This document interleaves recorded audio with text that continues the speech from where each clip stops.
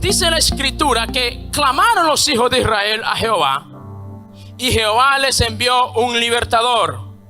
¿Cómo se llamaba este hombre? Ahod, hijo de Gera, benjamita, el cual era zurdo. Y los hijos de Israel, dice, enviaron con él un presente a Eglón, rey de Moab. Padre, te pedimos que añadas bendición a la bendición misma. Tu palabra es bendita, pero tu pueblo necesita entender la bendición que tú tienes reservada para nosotros.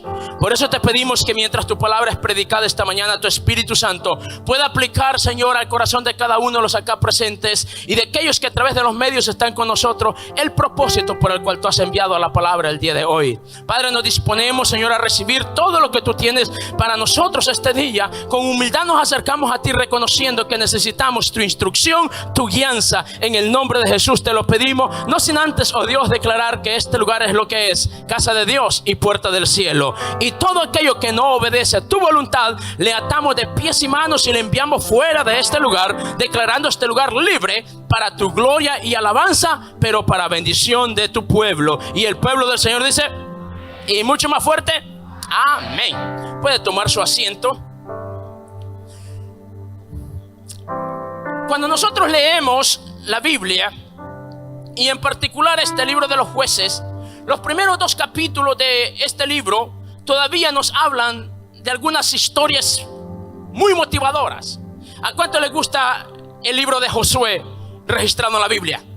O sea, el tiempo, el periodo de conquista, donde no había rival que se antepusiera al pueblo escogido de Dios, donde antes que el pueblo llegara a las ciudades que Dios les había indicado, el pueblo ya había desfallecido. Así lo dice la historia, hablando de Jericó.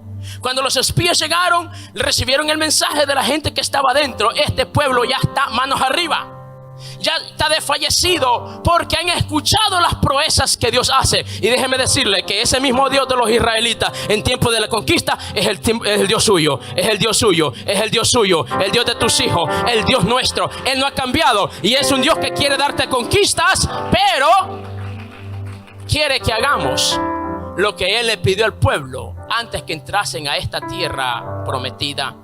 Vea, Dios le dice al pueblo de Israel: Israel, Jehová tu Dios, Jehová uno es.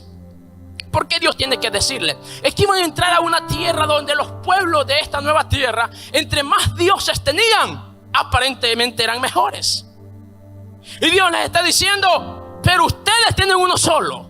Es que con un solo Dios, como el Dios que usted y yo tenemos, nos sobra y basta. Por eso es que el pueblo de Israel, vea, cuando entró a la tierra prometida, pudo experimentar cosas tan extraordinarias como que el río Jordán detuviera sus aguas, como la ciudad de Jericó arrancada de cimientos. Pero el Señor le dio la recomendación y le dijo: pero te voy a pedir algo, que también le dejes saber a tus hijos quién soy yo. De día y de noche recuérdaselos, estando en la casa, andando por el camino, al acostarte, al levantarte, o sea, en todo tiempo. Pero el pueblo se concentró tanto en la conquista, en el trabajo, mejor dicho, que se le olvidó de traer a los niños a la escuela dominical. Se le olvidó de traer a los niños a una reunión celular. Se le olvidó traer a sus hijos a la iglesia. Y el trabajo y el negocio se volvieron más importantes. Y el tiempo pasó y entramos al libro de los Jueces. Y en el capítulo 3 empezamos a ver los primeros problemas. De partir del capítulo 3 del libro de Jueces, casi todo el libro empieza: Israel hizo lo malo delante de los ojos de Dios. Israel pecó delante de Jehová. Y es triste porque en el capítulo 3 encontramos esta historia donde el pueblo por 18 años ha sido sometido a esclavitud, por 18 años ha sido oprimido, por 18 años ha sido maltratado. En el capítulo 4 y 5 encontramos otra escena y Dios tiene que levantar a una Débora y a un Barak para darle identidad y sacar al pueblo de su problema, de su angustia. Y el tiempo pasó y el pueblo volvió a cometer otro error y Dios tiene que levantar a un Gedeón. Capítulo 6, 7 y 8 nos habla de esta historia. Pero el pueblo vuelve y falla y Dios tiene que levantar a un Jefté. Dios tiene que levantar a un Sansón. Y podemos hablar más de la historia de Israel, pero yo quiero que hablemos también de nuestra historia, de lo que nos está pasando hoy por hoy, del por qué la realidad de vida que estamos viviendo. ¿A qué se debe? ¿Cuál es la causa? ¿Sabe qué? Muchas veces nosotros, leyendo yo aquel capítulo en Mateo, cuando los fariseos vienen y le preguntan a Jesús: Jesús, ¿qué opinas tú acerca del divorcio? Moisés mandó que diesen carta de divorcio, pero ¿tú qué opinas? ¿Sabe que la respuesta de Jesús no se centró en el divorcio como tal? Yo me quedé sorprendido. Cuando uno estudia bien, Jesús no se centra en el divorcio. Jesús fue más allá del divorcio. Jesús fue la causa del divorcio, la raíz del problema. Y me gusta aquella expresión cuando Jesús llega y dice: en el principio no fue así. Entonces, para entender la causa del por qué estamos viviendo lo que estamos viviendo, tenemos que ir a un principio. Tenemos que detenernos. Por eso el profeta Jeremías habla al pueblo y le dice: deténganse. ¿Por qué tanta prisa? Hay que regresar a la senda antigua. Si no saben, pregunten por ella, pero deténganse. A veces estamos tan ocupados que lo que menos queremos es eso, detenernos.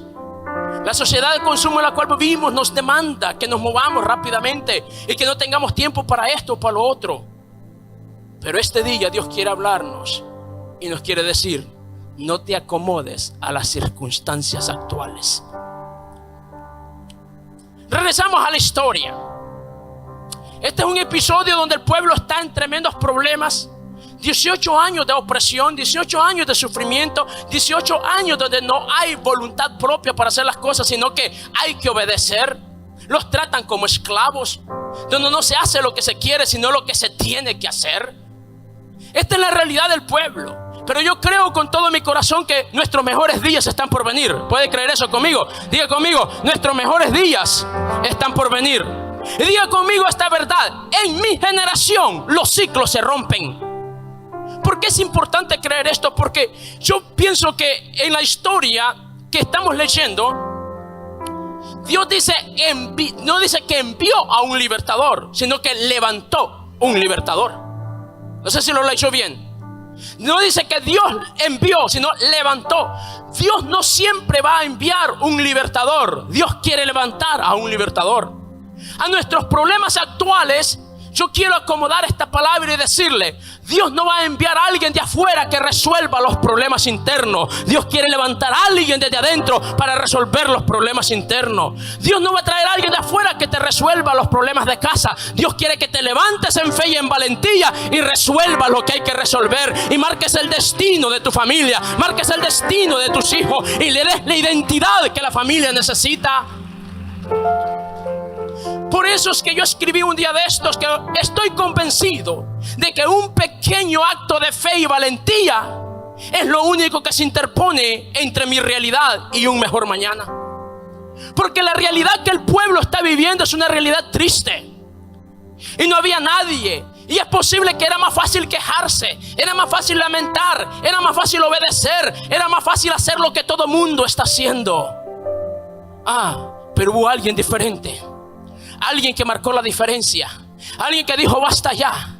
Alguien que dijo: no, aun cuando yo no tuve la oportunidad de hacer algo cuando esto sucedió, pero ahora yo he crecido, ahora yo he madurado, ahora yo sé de que las cosas pueden ser diferentes. Y se levantó un hombre de en medio del pueblo. Por eso Dios quiere de que no estés viendo lo que está sucediendo tanto, sino lo que puedes hacer en pro de lo que está sucediendo. Es más fácil lamentar, es más fácil quejarse. Pero vea, es necesario saber que los libertadores son personas que Dios tiene reservadas para manifestarlas en tiempos difíciles.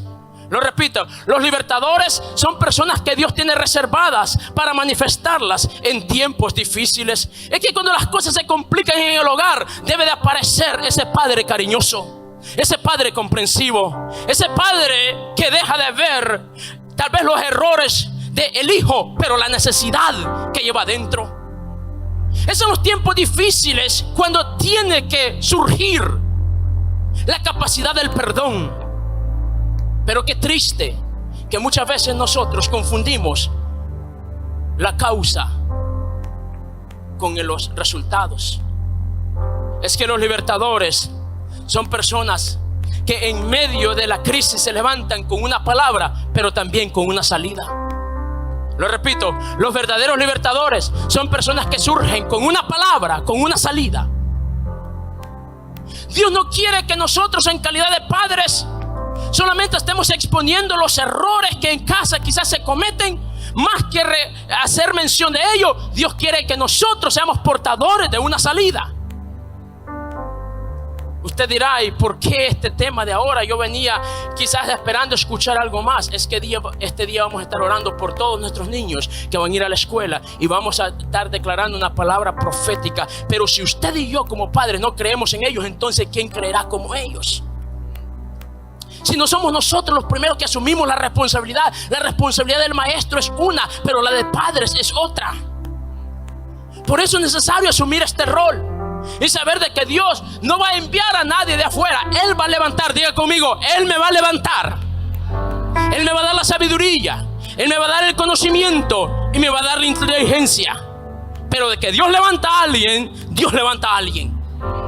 Por eso no te minimices. Quizás nadie te enseñó esto en el pasado. Quizás tus padres no te enseñaron algunos principios, cómo orientar, cómo motivar, cómo enseñarle a tus hijos a que sueñen, a que se visualicen con un mejor mañana. Génesis capítulo 13 verso 14 dice el Señor, le dice a Abraham, después de que Lot se apartó de él: Dios quiere que dejes el pasado atrás y lo que te detiene atrás. Entonces Dios te va a hablar a ti y te va a decir, desde la capacidad que tú tienes, desde el conocimiento que tú tienes, desde las posibilidades que tú tienes, desde los pocos recursos que quizás tú tienes, yo quiero que te visualices y que veas hacia adelante. No tenemos que ver la realidad como todo mundo la ve, veámosla desde la óptica de Dios. Por eso es que creo yo que los verdaderos libertadores son personas que surgen en tiempos de crisis para manifestar lo que Dios es capaz de hacer. La sociedad en la cual estamos viviendo hoy por hoy es una sociedad que cada día agoniza. Vea, las estadísticas dicen que el índice de deserción escolar cada día va en aumento. Las estadísticas dicen que los embarazos en las preadolescentes y adolescentes cada vez es mayor. Que la cantidad de niños creciendo solamente con un padre, con uno de sus padres, es alarmante. Las estadísticas dicen que nuestros sistemas carcelarios están llenos o sobrepoblados de gente que en su promedio de edades son de 17 a 23 años, la edad que deberían estar estudiando o terminando su universidad. Y si eso fuera poco, el índice de inscripciones en las universidades es relativamente bajo. Pero lo más escalofriante es la raíz de lo cual hablaba que Jesús apuntó. Porque el índice de divorcios en este país ya está superando el 50% en algunos grupos demográficos. Piense cuál es el futuro de la sociedad. Es por eso que, basado en esta realidad, basado en esta imagen, basado en este cuadro, muchos se atreven a hablar y creer de que la sociedad en la cual estamos viviendo es una sociedad en caos, es una sociedad en crisis. Y es por eso que muchas personas equivocadamente, porque no conocen el plan de Dios y sus propósitos, hablan y dicen que nuestros jóvenes están perdidos, que nuestros jóvenes no tienen futuro, que nuestros jóvenes están atados en vicio, están metidos en pandillas, que no trabajan, que no tienen futuro. Ahora, y que no ven otra cosa en esta sociedad. Eso es lo que ellos están diciendo. Pero yo creo por la fe en la palabra que en mi generación ese ciclo se va a romper. No importa lo que las estadísticas digan, no importa lo que los promedios digan. Creo por la fe en la palabra y profetizo que en nuestra generación el ciclo se rompe. El ciclo de lágrimas se va a romper. El ciclo de la soledad se va a romper. El ciclo de la angustia se rompe.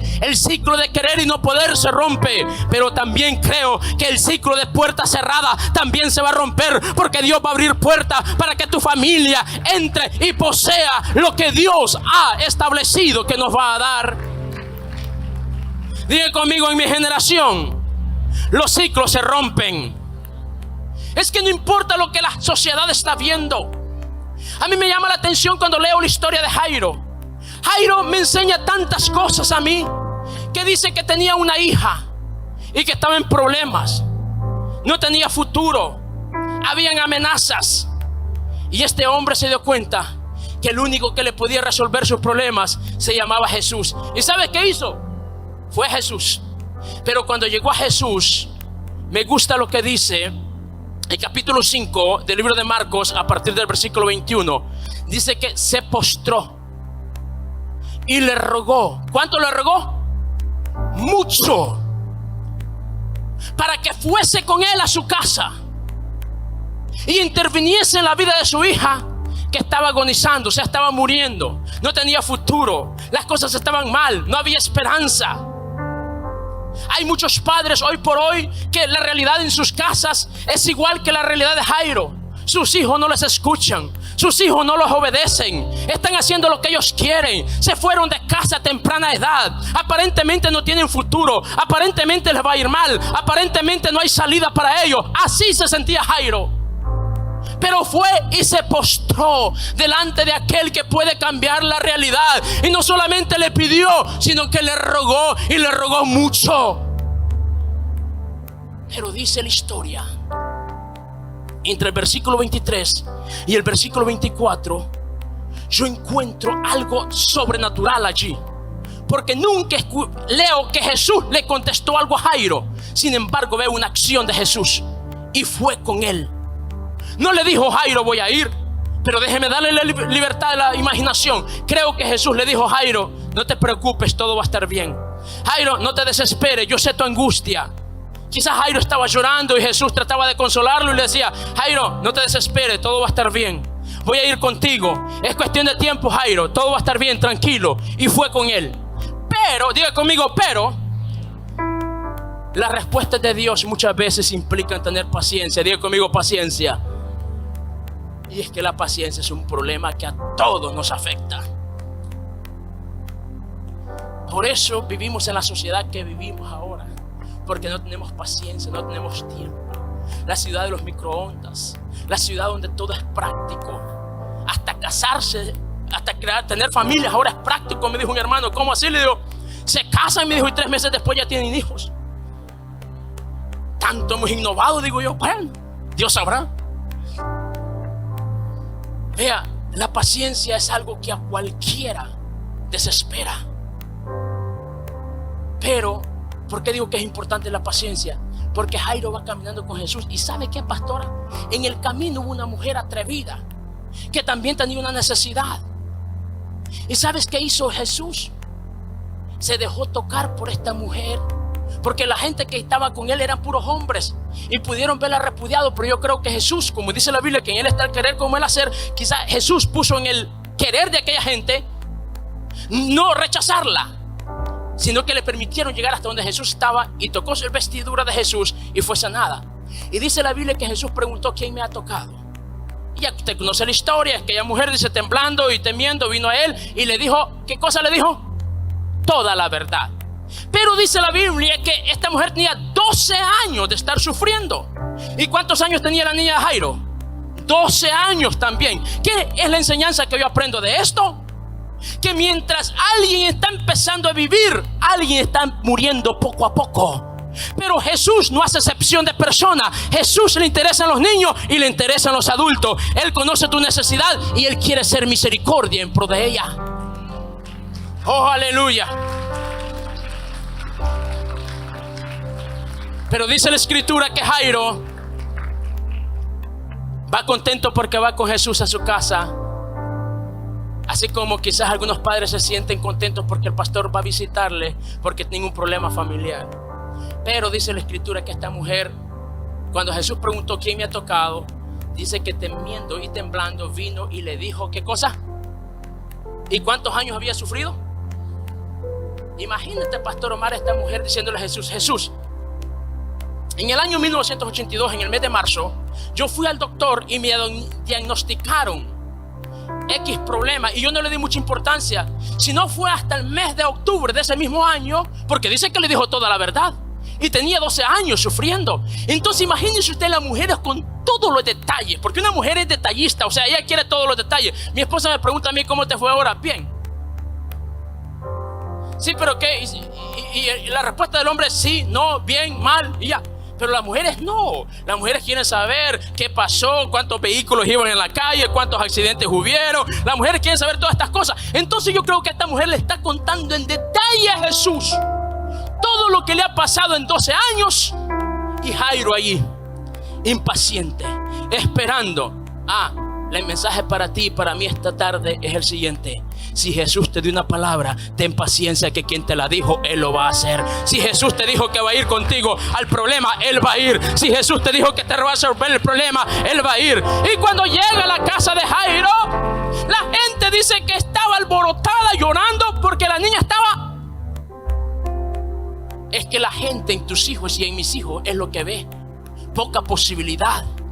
Ante los problemas de nuestros hijos, la gente ve que son fracasados. Ante los problemas o los errores de nuestros hijos, la gente lo que ve son desgracias. Pero Jesús, mientras la gente veía que estaba muerta, Jesús dijo: no, está dormida. Yo quiero decirte algo: tus hijos no están fracasados como la gente dice. Tus hijos no están en la peor desgracia como la gente dice. Tus hijos solamente están dormidos y el poder de Dios los va a restaurar. El poder de Dios los va a despertar. Pero es necesario que, al igual que Jairo, hay que buscarle, hay que clamarle, hay que pedir, hay que llorar en su presencia, y Él va a hacer el milagro. Ahora, por eso es que creo que nuestro ciclo serán rotos por causa de esta generación que se levanta creyéndole a Dios. Ahora, Dios quiere que nos levantemos al igual que este hombre. ¿Cómo se llamaba? ¿Ya se acuerdan todavía? Capítulo 3 del libro de Jueces, versículo 15. ¿Cómo se llamaba? Ahod. No se le vaya a olvidar ese nombre, porque le garantizo que después de este mensaje a usted no se le va a olvidar ese nombre.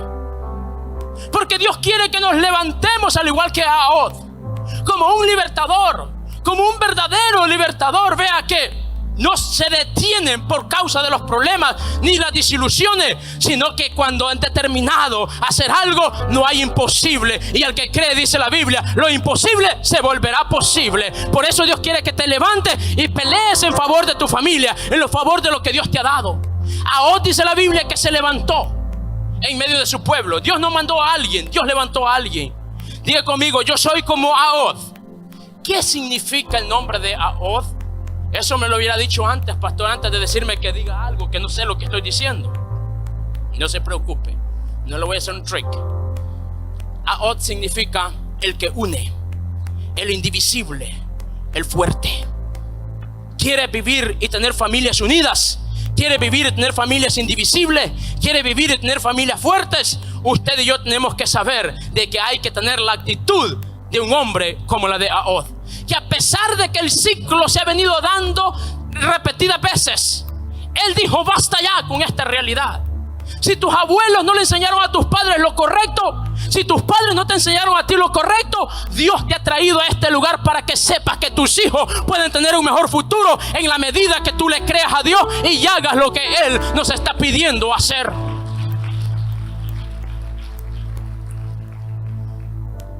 El que une, el indivisible, el fuerte. Es que para poder ser indivisible, para poder ser fuerte, sólido, hay que también ser íntegro. Diga conmigo: íntegro. Vea, y los íntegros, y dirá usted: ¿y qué es la integridad? Ahora vamos a ver algo de la integridad. La integridad no es algo que yo tengo que andar diciendo cómo soy, quién soy. La integridad, Dios mismo se encarga de hablar acerca de ella, y ahora vamos a ver. Pero yo quiero que veamos algo. Los íntegros no son personas que se venden fácilmente. Pero ¿cómo así? Es que, padre de familia, los valores y los principios no se pueden negociar fácilmente. Y yo sé que queremos mucho a nuestros hijos. Yo sé que nuestros hijos nos derriten el corazón como gelatina. No importa cuán mal ellos se comporten, pero una caricia de nuestros hijos lo resuelve todo. Nos hace olvidar esos malos momentos que hemos tenido. Pero cuidado, porque las excusas pueden convencer. Las excusas son algo poderosísimo.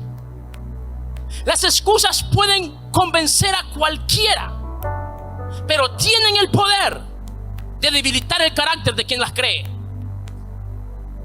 Y cuando se trata de establecer principios o de preservar principios en la familia, hay cosas que nos va a doler en el corazón porque nuestros hijos se van a incomodar. Pero es preferible un momento de incomodidad y no un futuro en desgracia. Es preferible un mal momento que comprometerles o dejarles que vayan a cometer un error que les cueste toda una vida. Recuerdo una tarde, el hijo de un ex jefe mío, cuando yo trabajaba en lo secular, recuerdo que fue ahí por el año 91, 92. Habían salido unos autos muy bonitos, unos Mitsubishi 3000, bien bonitos en ese tiempo. Y este señor se había comprado uno de ellos. Su hijo mayor le pidió que quería salir con sus amigos esa tarde y que le permitiese usar su auto. Era el mayor, muchachito de 16 años, y él se lo prestó. Lo que él no sabía era el grado de compromiso que esto traería para él. Fueron a un lugar y por experimentar esas cosas de hacer lo indebido y quién tiene más valor para hacer esto o aquello, este muchachito se atrevió a hacer algo de pagar con unos billetes falsos en el lugar donde estaban. Y una vez los identificaron, el problema se volvió grande, de que le encontraron más dinero consigo que era falso. ¿Tenía necesidad de esto? No, pero por quedar bien con los amigos, por demostrarle a los amigos y por la flojera del padre, comprometió a un muchacho de 16 años y marcarle el récord de por vida con algo tan serio como lo es una felonía y una cuestión federal. Por eso, padres, cuando tengamos que ser duros, hay que hacerlo. ¿Cuántos han visto alguna vez el puente de San Francisco, el de la bahía de San Francisco, el Golden Gate? Enorme, ¿verdad? Y cuando usted lo ve a la distancia, solo tiene 2 columnas al centro, ¿verdad? Es una buena forma como ilustrar un matrimonio, que aun cuando está en una zona sísmica, las familias, mientras vivamos en esta sociedad, estamos viviendo una zona sísmica, inestable, donde hay problemas que nos mueven de un lado para otro. Vea, son tan flexibles que se mueven. Los cables que tienen, que los sostienen y el fundamento se mueven de un lado a otro cuando hay terremotos. Pero son tan fuertes que no excede, que se mantienen igual. Hay que ser flexibles, pero hay que ser fuertes. Hay que ser tolerantes, pero hay que ser estrictos, porque el futuro de nuestros hijos es más importante que un momento que tengamos que pasar hoy por hoy, que quizás nos incomode. Los íntegros no venden sus valores, no venden sus principios. También los íntegros no traicionan. ¿Qué significa Od? El que une, el indivisible y el fuerte. Ahora, si queremos tener familias fuertes, sólidas y indivisibles, hay que saber que hay que ser íntegros, y el íntegro no traiciona. Cuidado con poner los ojos en otra mujer. Cuidado con negociar lo que Dios te ha dado. El juramento es de por vida. Leyendo sobre esto, es que tengo que regresar al libro de Génesis otra vez. ¿Sabes que cuando Dios habla y dice sobre la unidad en el matrimonio, y la palabra matrimonio, marriage en inglés, la raíz es la misma raíz que se utiliza en el campo militar para utilizar cuando alguien se deserta? O sea, alguien que se deserta en el campo militar es digno de muerte, de traidor, porque el compromiso es de por vida. Por eso en el campo militar, ¿alguien fue militar de los que están acá? Algunos, vean, en el campo militar, lo único que se le garantiza como posibilidad es la muerte. Es lo único que tienen garantizado como posibilidad. De que regresen vivos, no. Pero por eso se les llama héroes, porque estuvieron ante la muerte misma y la muerte no los venció, y por eso son héroes. Pero la motivación de esta gente, a pesar de lo que sabe que posiblemente va a pasar casi como seguro cuando van al campo de batalla, viven altamente motivados por esto. Es el mismo principio del matrimonio. El hombre y la mujer deben vivir altamente motivados porque Dios le dio a alguien para compartir la vida, y esto es de por vida y no hay paso atrás. Pero dice que Dios le dio, le presentó al hombre. Hay que ser más claros con lo que la Biblia dice acá. No dice que le dio mujer al hombre, se la presentó. El trabajo de conquistarla fue de Adán. No se la dio, lea bien la escritura. Se la presentó y él la conquistó. La elección fue de Adán. La elección de casarse es de cada uno de los que estamos casados. Nadie nos llevó obligados ahí, fue una elección. Y eso lo vemos desde el principio. Hay que saber elegir. Pero donde quiero llegar es lo siguiente, que dice que le fue dada por ¿qué? Ayuda, ¿verdad? ¿Y cómo la mujer le va a ayudar al hombre si no sabe lo que el hombre está haciendo?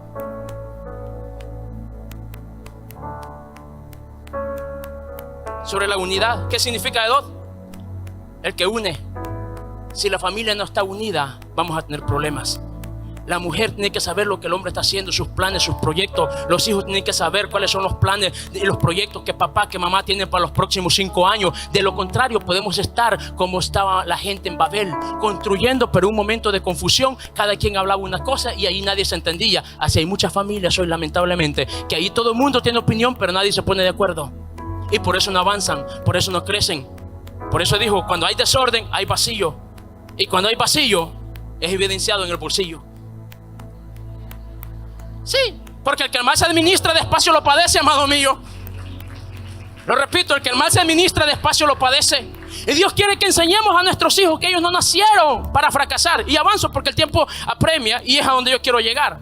Vea, la integridad es algo que Dios la habla. Capítulo 1 del libro de Job. El Señor dice a través de la escritura que un hombre llamado Job, que era, dice, un hombre perfecto, recto, temeroso de Dios y apartado del mal. Pero el versículo 8, Dios mismo hablando de Job dijo lo siguiente: ¿has considerado a mi siervo Job, que no hay otro como él en la tierra, varón perfecto, recto, temeroso de Dios y apartado del mal?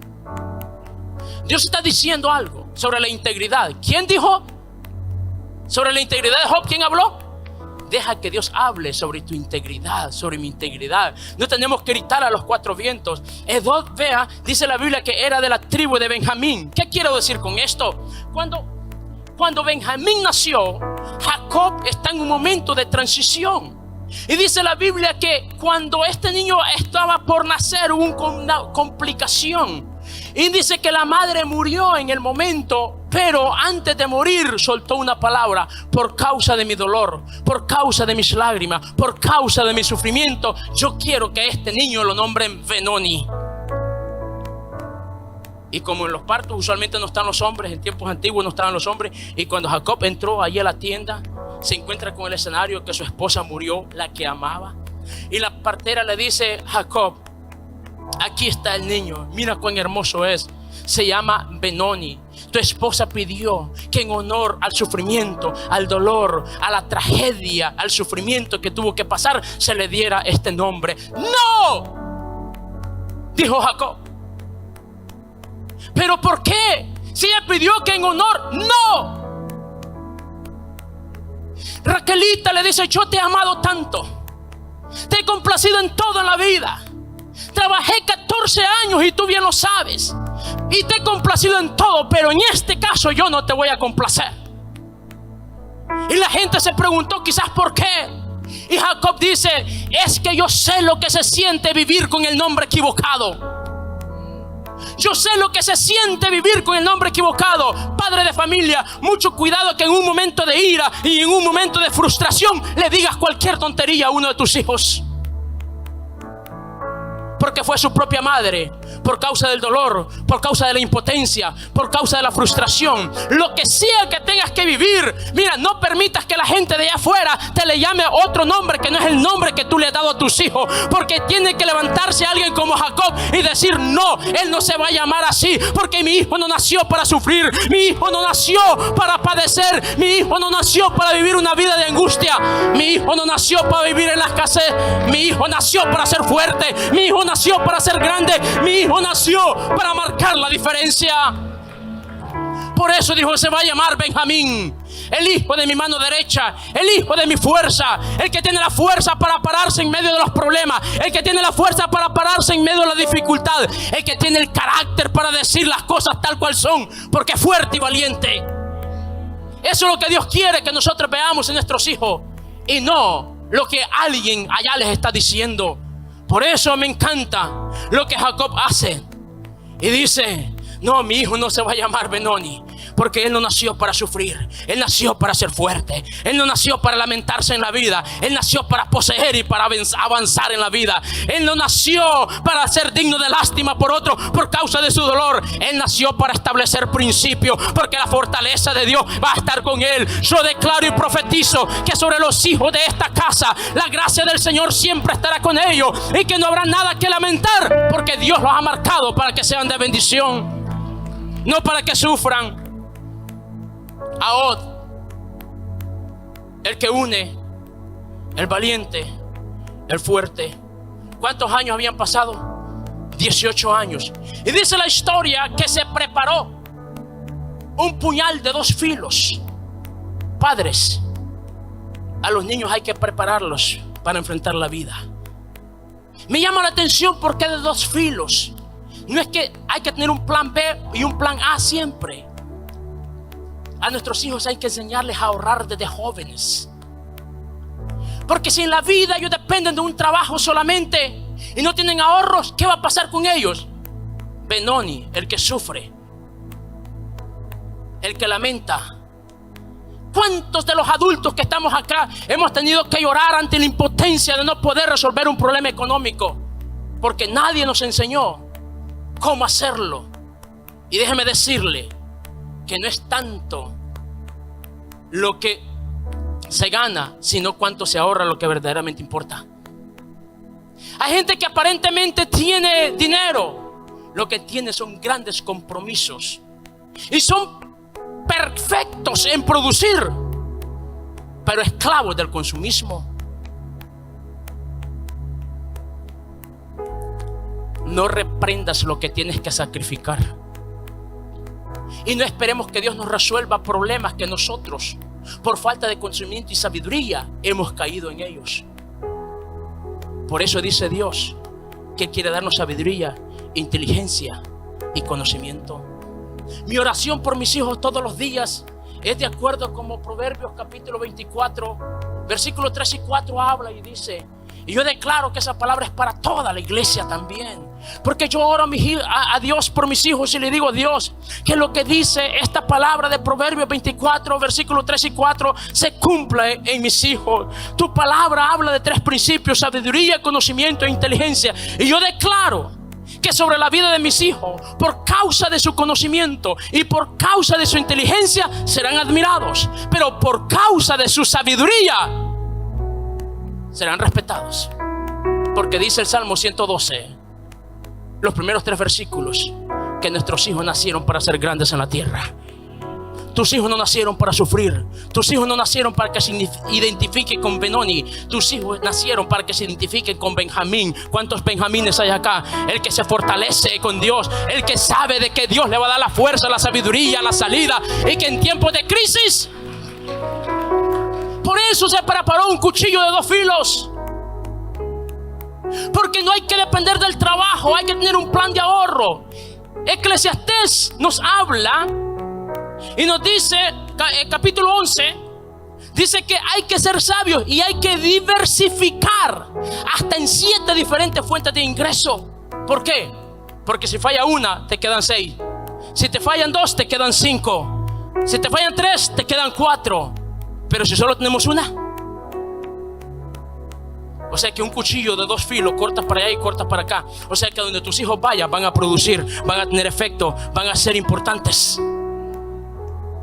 Pero lo que me interesa que aprendamos de esta historia no tanto es que el cuchillo tenía 2 filos, no es tanto que se llamaba Edod.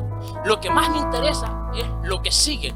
Dice que vino este hombre y dijo: basta ya de 18 años de sufrimiento, basta ya de 18 años de esclavitud, basta ya de tanto querer y no poder, basta ya de tanta impotencia. Dice que se levantó y fue a visitar al rey, a la raíz del problema, al opresor. Y dice que le dijo: yo quiero hablar algo en secreto contigo, inteligencia, astucia. Y cuando está con él, dice que aquella persona era gordo, era obeso, grueso, dice la Biblia. Y dice que era izquierdo. ¿Se acuerda que era zurdo? Qué contraste, que era hijo de la mano derecha y este salió zurdo. Sí, así dice la gente muchas veces, pero yo tengo una palabra para ustedes.